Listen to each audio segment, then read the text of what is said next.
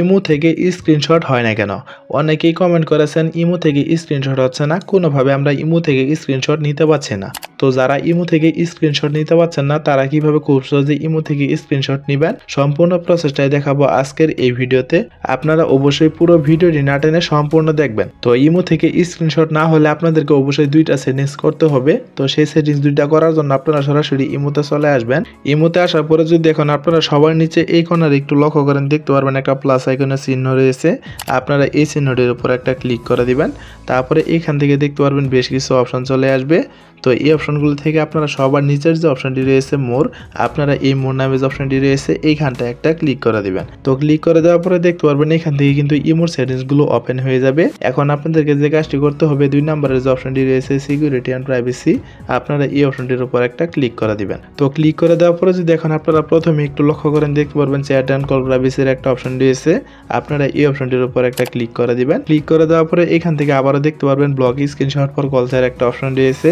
এখন আপনাদেরকে যে কাজটি করতে হবে, এই কর্নারে যদি একটু লক্ষ্য করেন দেখতে পারবেন অন অফ করার মতো একটা বাটন রয়েছে। যদি আপনাদের এই বাটনটি এখান থেকে অন করা থাকে তাহলে আপনারা অবশ্যই এই বাটনটি এখান থেকে অফ করে দিবেন। আর সেই সাথে তাদেরকেও বলবেন যাদের ইমো আইডি থেকে আপনারা স্ক্রিনশট নিতে যাচ্ছেন তারা যেন তাদের ইমোতে এসে এই সেটিংসটা এখান থেকে অফ করে দেয়। তো এই সেটিংসটা অফ করা হয়ে গেলে আপনারা এইখান থেকে ব্যাক করে চলে আসবেন। তো ব্যাক করে চলে আসার পরে আপনারা স্ক্রল করে একটু নিচের দিকে চলে আসবেন।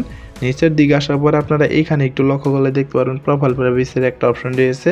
আপনারা এই অপশনটির উপর একটা ক্লিক করে দিবেন। তারপরে যদি এখন আপনারা সবার উপরে একটু লক্ষ্য করেন দেখতে পারবেন ব্লক স্ক্রিনশট ফর প্রোফাইলের একটা অপশন রয়েছে।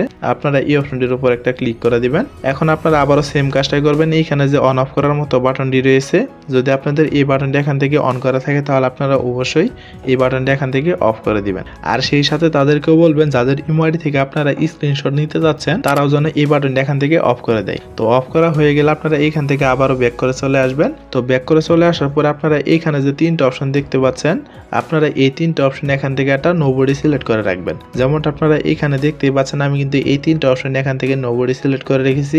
আপনারা ঠিক আমার মতো করে এইখান থেকে এই 3টা অপশন নোবডি সিলেক্ট করে রাখবেন।